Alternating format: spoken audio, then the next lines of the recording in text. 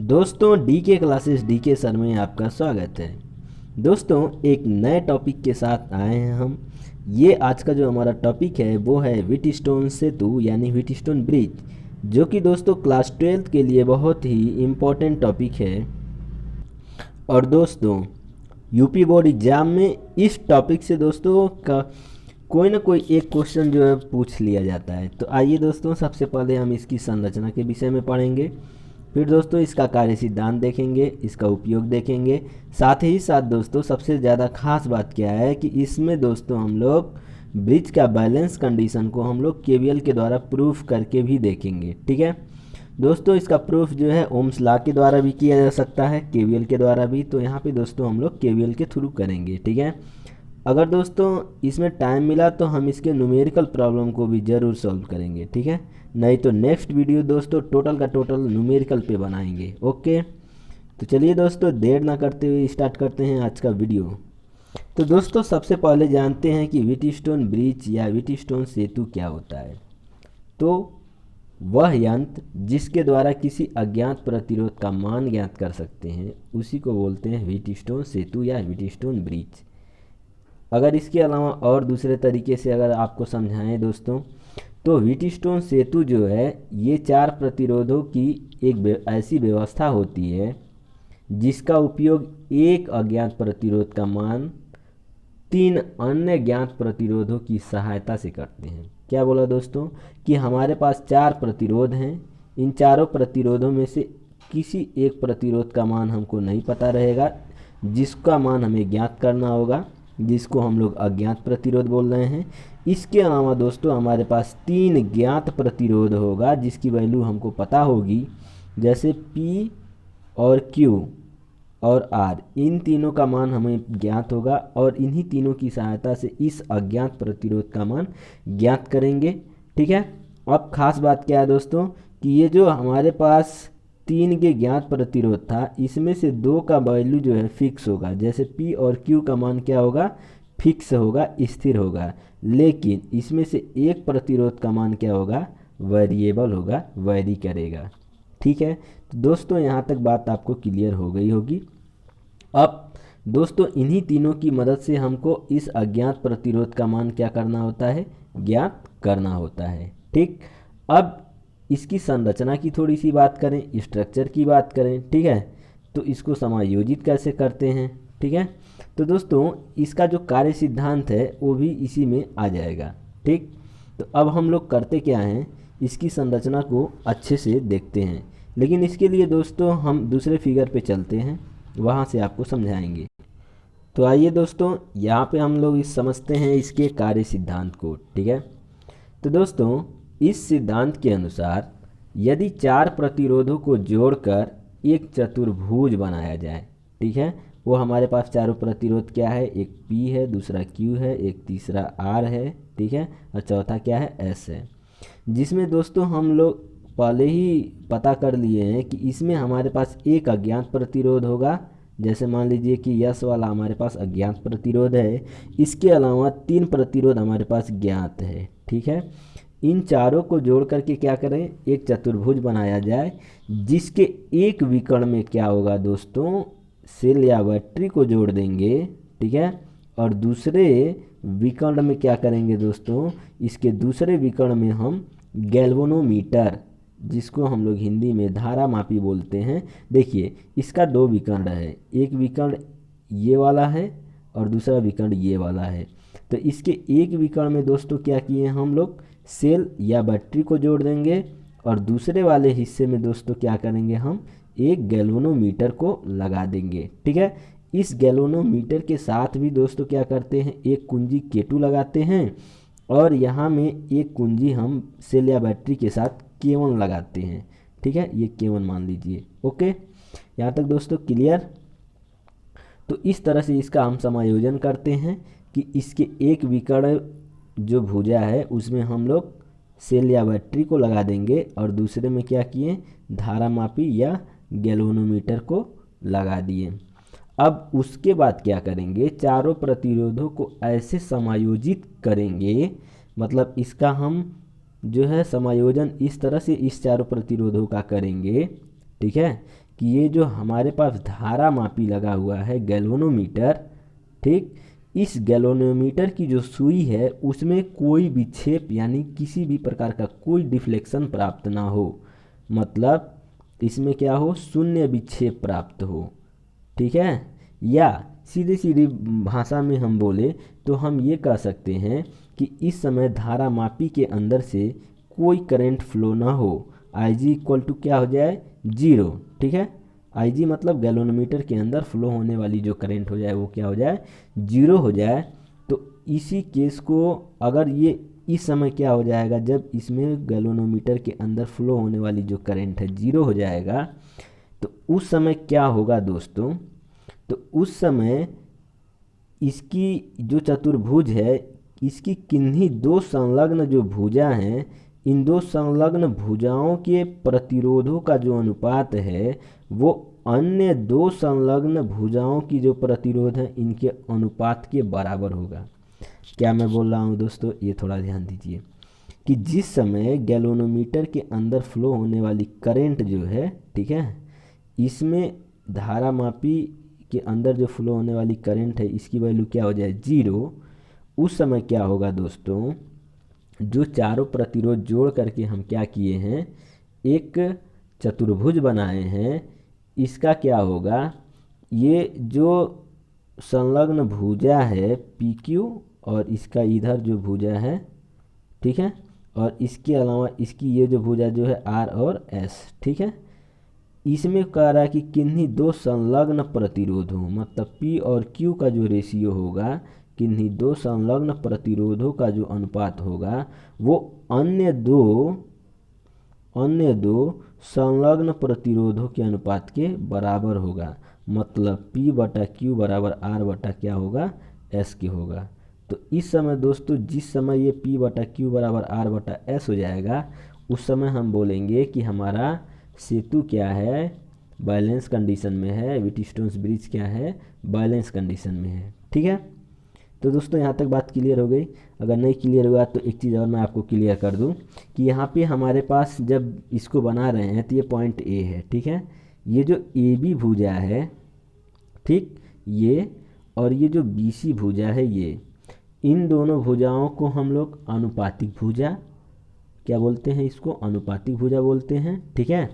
और ए सी और B D जो भुजा है, ये वाला ए सी भुजा और ये जो बी डी भुजा है, इसको हम लोग संयुग्मी भुजाएं कहते हैं, कॉन्जुगेट, ठीक है, आर्म्स बोलते हैं।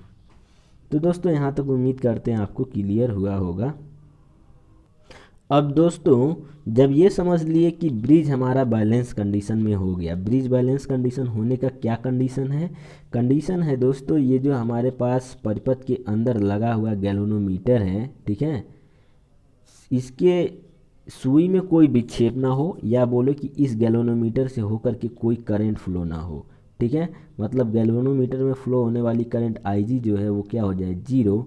उस समय हमारा ब्रिज क्या होगा, बैलेंस कंडीशन में कहलाएगा, ठीक है। तो उस समय ब्रिज हमारा क्या कहलाएगा, बैलेंस कंडीशन में। सपोज करिए कि ब्रिज हमारा बैलेंस कंडीशन में है, ठीक है।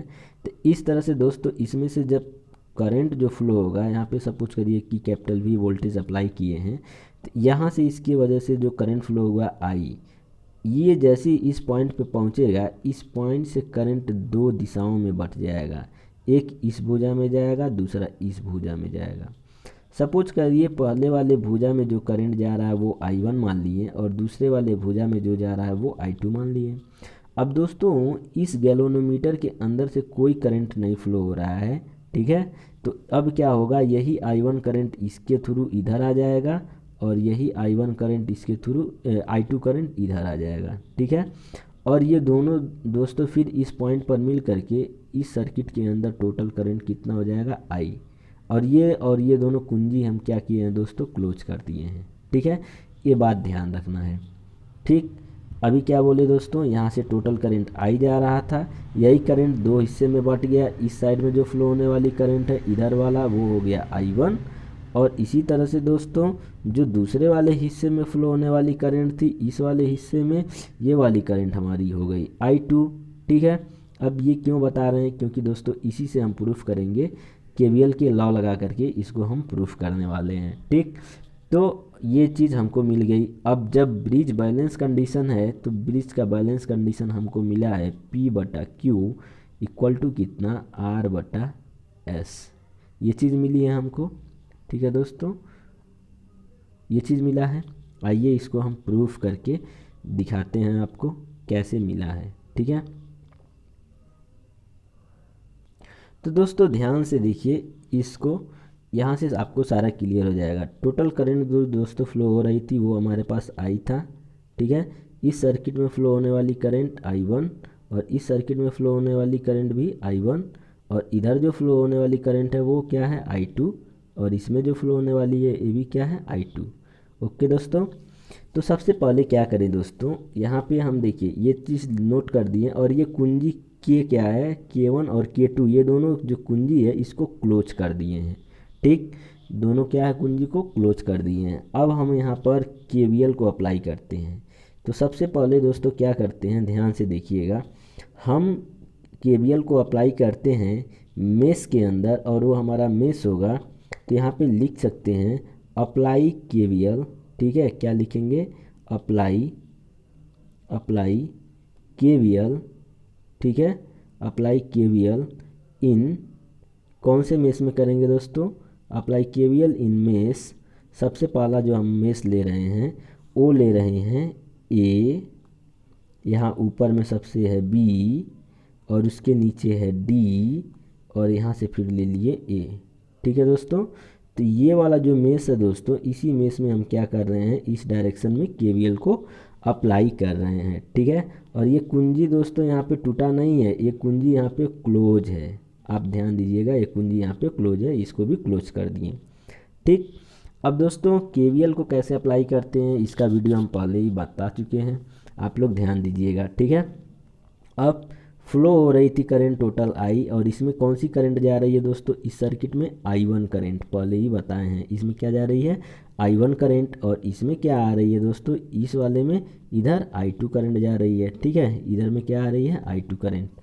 अब जब इसमें KVL अप्लाई किए हैं, ठीक है, तो जब उसमें हम लोग पढ़े हैं कि धारा की दिशा में KVL को अप्लाई करते हैं तो यहाँ पे देखिए माइनस के साथ लिखते हैं तो ये हो जाएगा I1, यहाँ पे क्या है resistance P, I1 into R होता है, तो माइनस I1 इंटू P।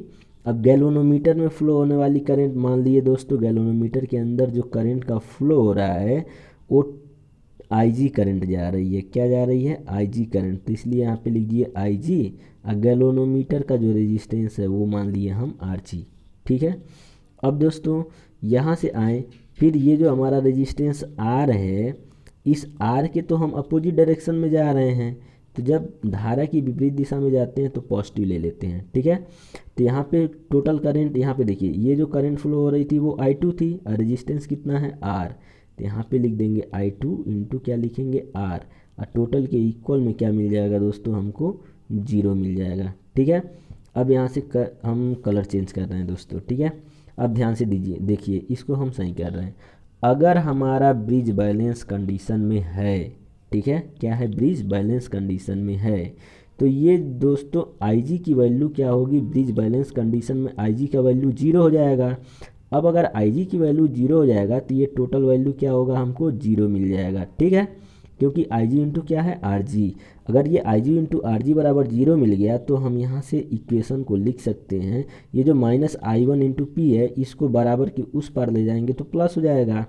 तो इस चीज़ को लिख सकते हैं I1P, ठीक है, इक्वल टू, अब देखिए अगर इसको यहाँ से उठा के बराबर किस पार ले जाते थे, किसके बराबर होता, ये बराबर होता I2 इंटू R के। तो दोस्तों इसको सबसे पहले मान लेंगे हम समीकरण नंबर 1। ठीक है दोस्तों, तो आप दोस्तों इस चीज़ को नोट डाउन कर लीजिए, इसको अच्छे से समझ लीजिए। ठीक है, ये हमारा क्या बन गया, इक्वेशन नंबर 1 बन गया। ठीक, इतना क्लियर। अब चलिए, अब दोस्तों इसी में आगे बढ़ते हैं। ठीक है, ये तो हम अप्लाई किए थे कहाँ, ये हमारा था इस मेश के अंदर। ठीक है, अब दूसरे मेश के अंदर अप्लाई करते हैं। कौन सा मेश होगा, ये वाला मेश।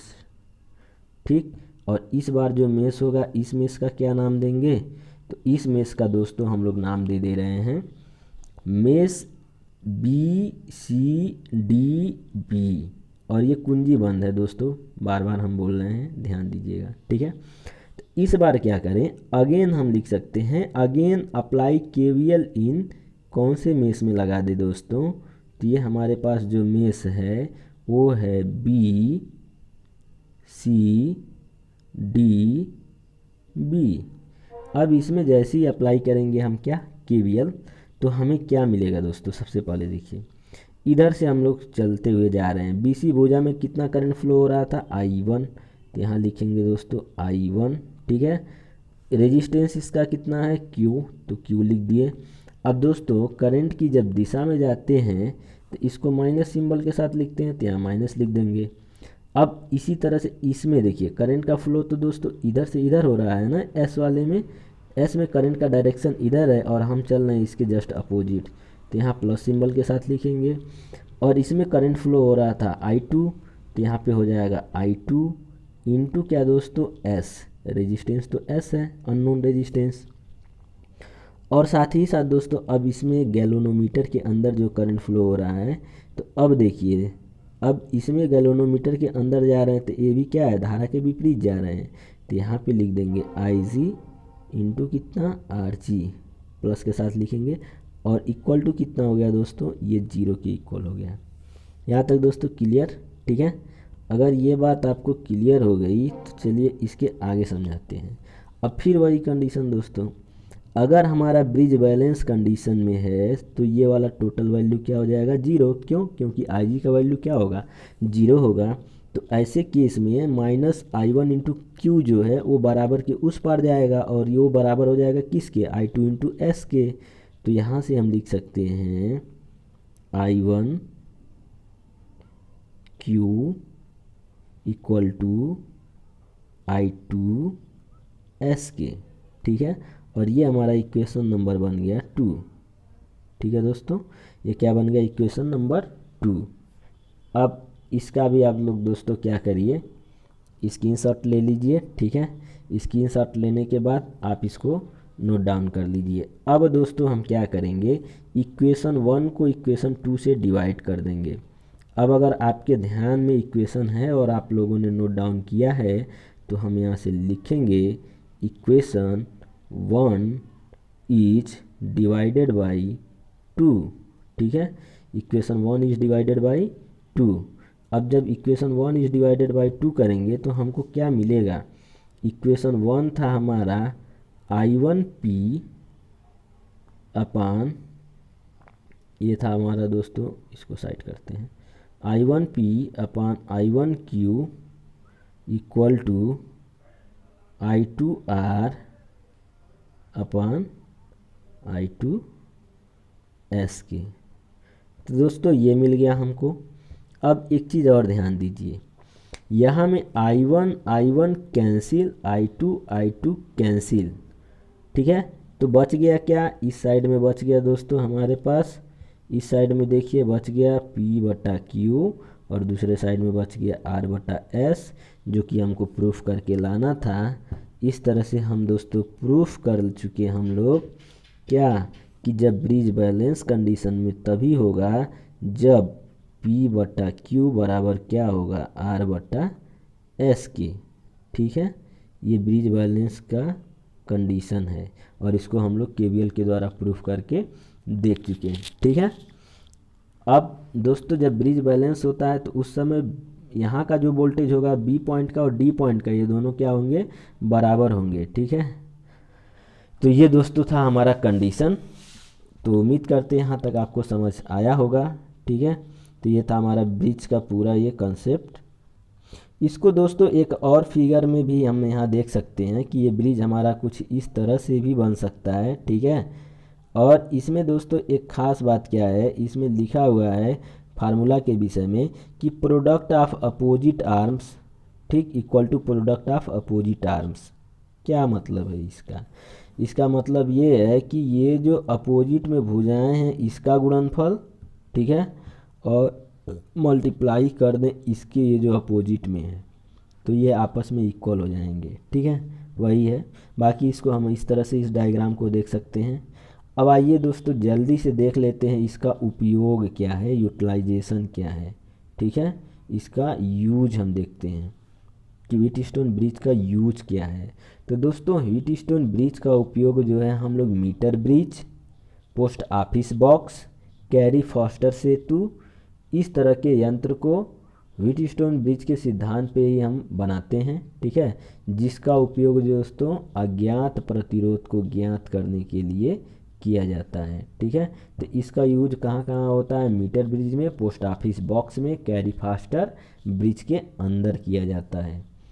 तो दोस्तों ये वीडियो अगर आपको समझ में आया तो प्लीज़ लाइक कमेंट और शेयर ज़रूर करें, और कुछ भी डाउट हो तो कमेंट बॉक्स में लिखें, और नेक्स्ट वीडियो में दोस्तों इस पर आधारित टोटल न्यूमेरिकल प्रॉब्लम को सॉल्व करके बताएंगे आपके लिए।